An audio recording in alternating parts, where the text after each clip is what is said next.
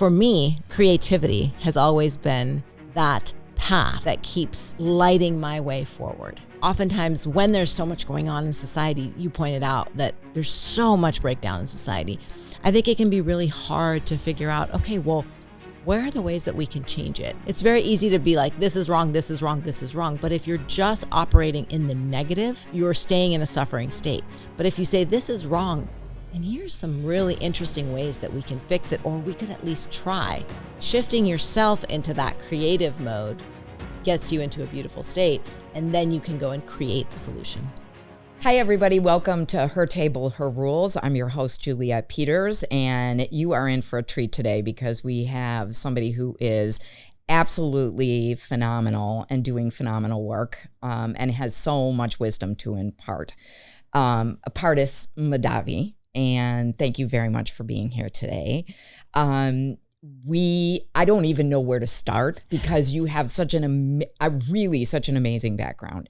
So, first of all, you have written, at your core, you have been in universities and colleges doing a lot of work related to scholarly, and you have published 7 nonfiction books, which is, for anybody who does nonfiction knows, that's a huge lift. You've also written 2 very unrelated fiction books, which is phenomenal.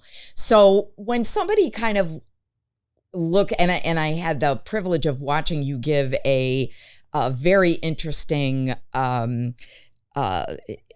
seminar on creativity for an organization in Phoenix. So when somebody asks you, what is it that you do and why do you do it? How do you answer that? Because you have such a varied background.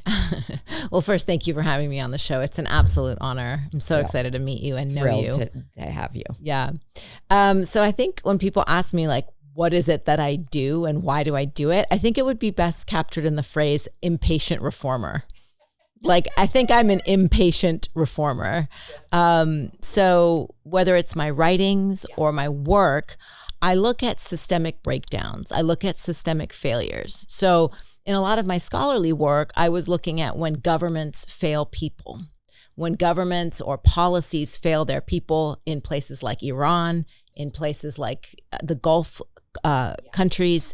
I did a lot of field work in Southeast Asia as well. So I looked at breakdowns, for instance, trafficking policies. How have human trafficking policies failed women in particular and created scenarios where women are more vulnerable? In Iran, I looked at how the government has had a full-blown systemic breakdown, and we're seeing that play out in real time today. When I look at my education work, today, I'm very focused on how the education system has failed the people that it was designed to support. So we have this interesting moment where higher education is failing workforce and students.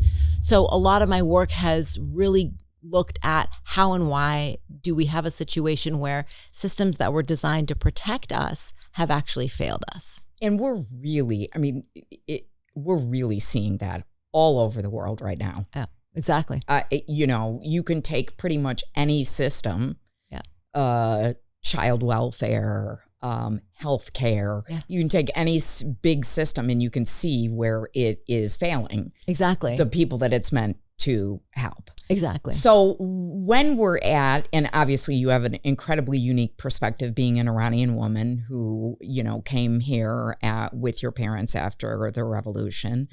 But we face so many challenges right now as a society. Where do we even begin? Because there's so much that's broken, Pardis. Yeah. And I know there are so many women sitting out there who want to be part of really impactful change in whatever it is that is near and dear to their heart. You pick a subject matter. How do you sort of, through your research, through your work, how do you empower people to get off of their tuchuses and really help sort of make a difference and take a stand in any area that is suffering from systemic breakdown? And that's an excellent question. I think you actually, you started to get at the answer to that, which is the first step is identifying the suffering. Where is the breakdown? Why is there suffering? Now, we then can choose. I do think suffering is a choice at an individual level. We can choose if we want to move from a place of suffering or if we want to move from a place of empowerment and hope. For me, creativity has always been that path that keeps lighting my way forward. And so for me, that's why I write the books that I write. That's why I founded the company I founded, is because I believe that when I'm in creation, when I'm being a creator and a creative, that's when I can move out of a suffering state and into a beautiful state. When I'm in a beautiful state, then I can shine that light on the suffering that I see and figure out, okay, what is the particular problem? Where is the breakdown? How can I first look at it in the mirror and then say, okay, well, what are some of the ways that we could create a better solution? So I think oftentimes when there's so much going on in society, you pointed out, right, Juliet, that there's so much breakdown in society. I think it can be really hard to figure out, okay, well, where are the ways that we can change it? And, you know, we always say like antipathy is really easy. Proscription is hard.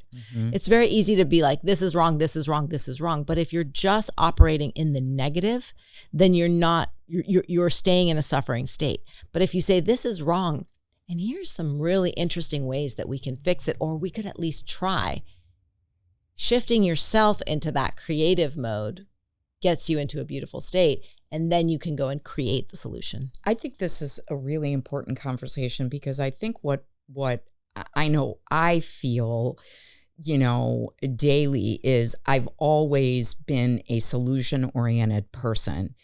And I think where I struggle right now is that I feel neutered in a lot of ways. I feel like the size of the challenges is so large. There's very little that myself as an individual can really impact.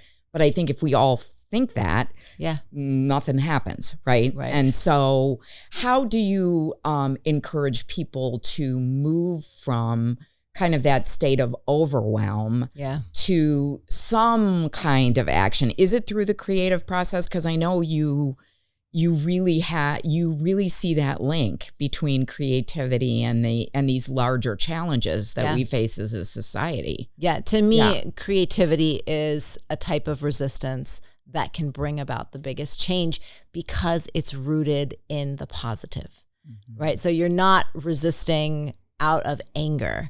You're resisting out of a desire to create something better. And so I think that's why I keep kind of coming back to that. Not just, I mean, I think that your point about sometimes feeling neutered, I think that's really real.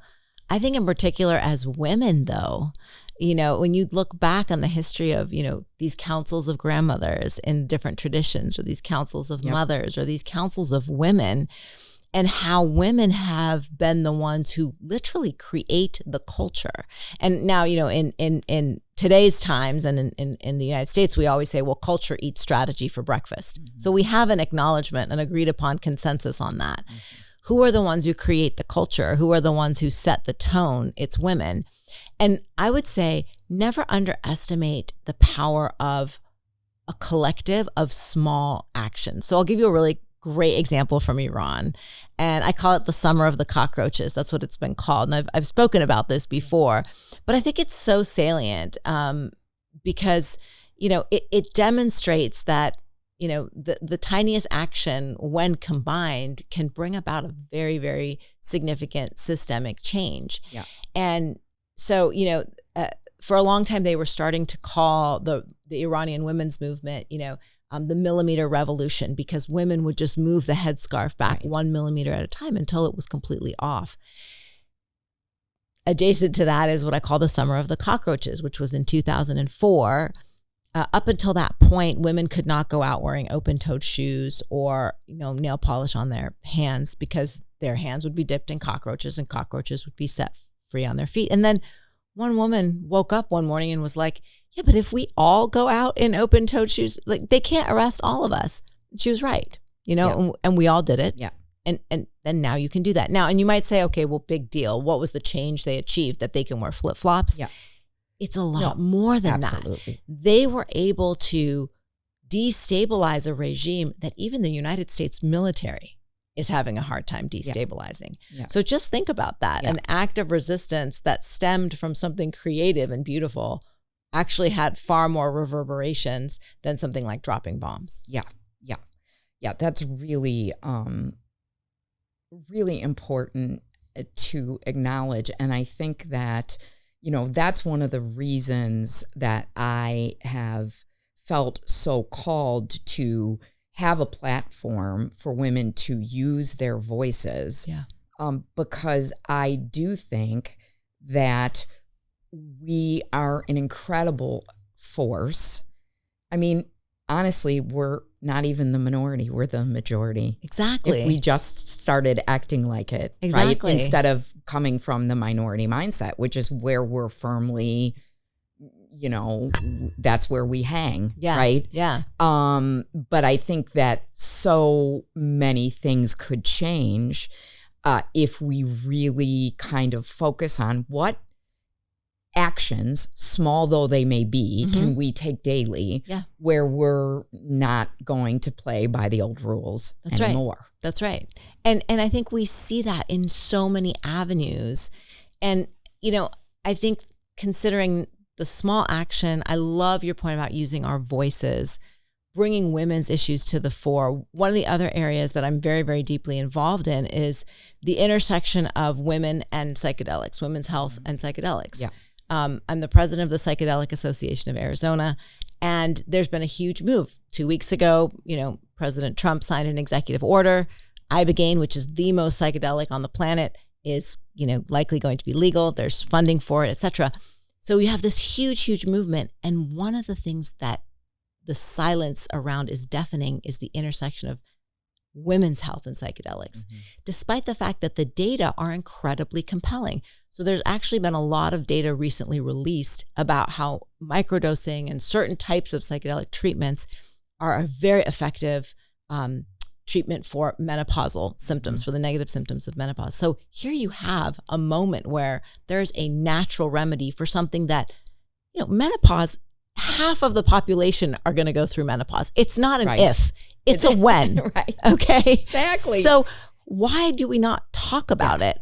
And why do we not talk about this huge momentous movement in terms of the way in which women's health is also impacted? It's just another example of you're having this seismic systemic shift. Where are women? And so much of my work has been about writing women back into the story. So the book that I was sharing with you, probably my most popular book, is a book that I've written called Book of Queens, which is about the Middle Eastern horsewomen who fought the war on terror. When we think about the war on terror and when we think about defeating the Taliban, it's always men, men, men. Right. And there was a very popular movie that came out about the American horse soldiers, the men, who fought the Taliban in the early years of the war on terror. But completely erased from that story were the women who trained those horses. So again, you see, you might say to yourself, what is the connection between psychedelics and the war on terror? I'm like, here's a very, very strong connective thread. Women are erased from both of these movements, despite the fact that women are central to the emergence of both of these movements. Right. Women, I mean, there are 8 million examples of women being erased from history. Going all the way back to the Judeo-Christian, Council of Nicaea, when women were written out of the Bible completely, because it wasn't convenient, right? That's right. So, I mean, I think that this is, a long time story, and we have to begin to, I think it's really interesting because we don't even recognize it sometimes. We really don't. I agree. We don't recognize that we are being actively written out of stories, or we're just used to not being a part of things, right? Absolutely. And I think it's really incumbent on all of us to not allow that to happen, to raise the issues, give people a platform to bring their voices forward, because we will create a much better society if the half of the population that hasn't been participating or actively, limited actually participates, right? Yeah, I completely agree. Yeah. It's so striking, I think, as we move forward.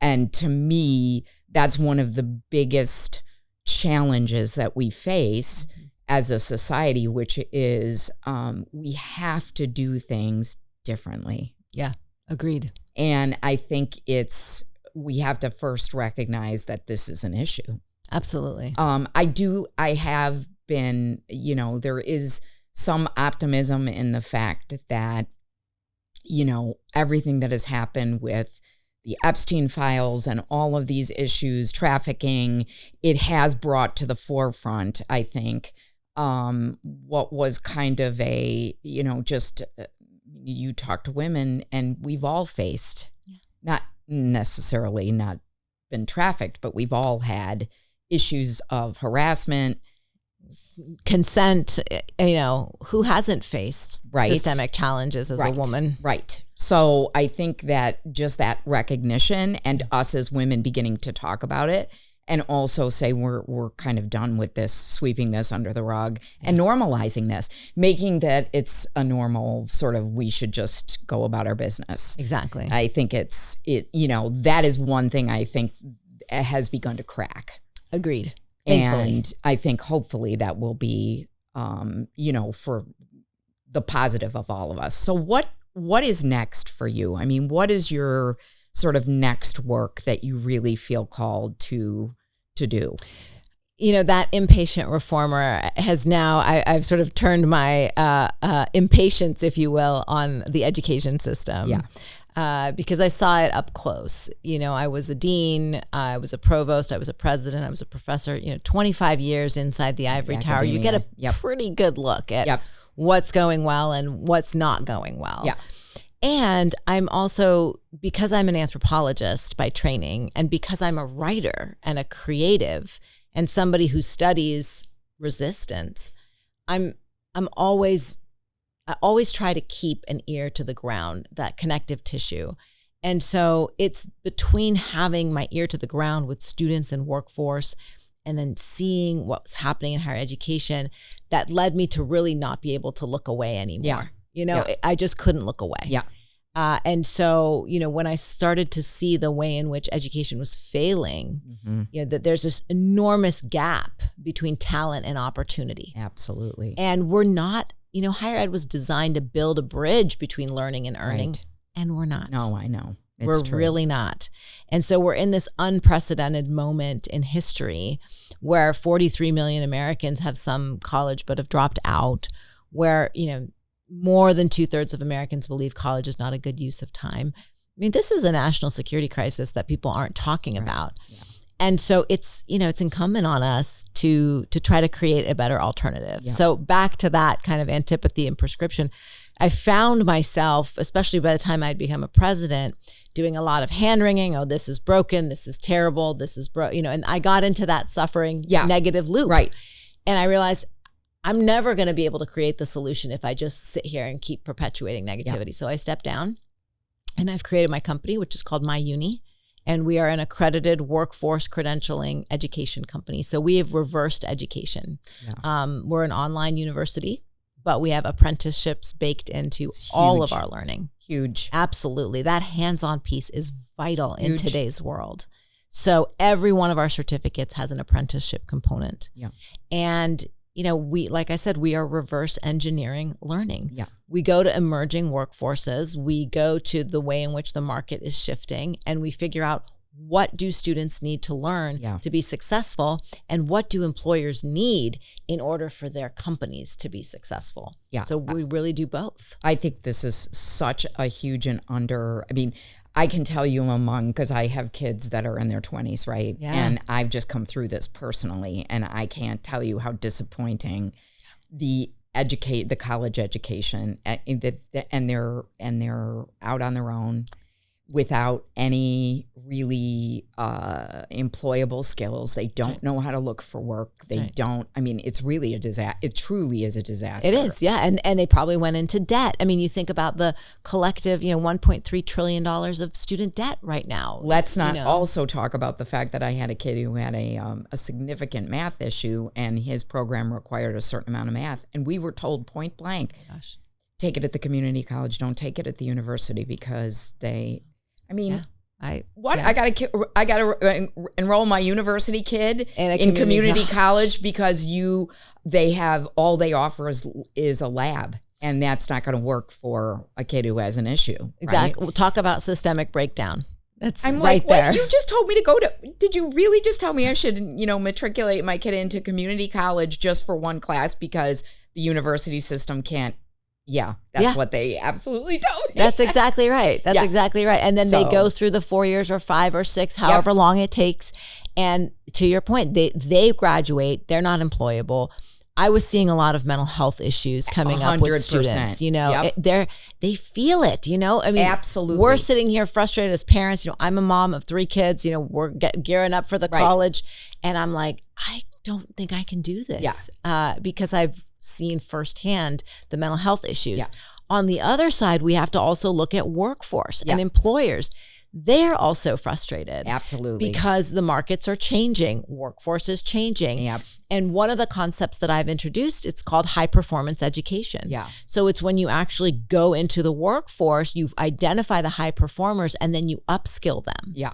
Because one of the statistics that always sits with me as an educator, but also as a mom, is the students who graduate this year, 2026, will have between 20 and 40 jobs in their lifetime, half of which haven't been invented yet. I know. So we have to think about and talk about learning in a completely different way. Absolutely. And we have to talk about upskilling. We have to talk about stackable credentials. Yep. It's much more the Lego block model of education without knowing exactly what the picture is on the outside of that box. Yeah.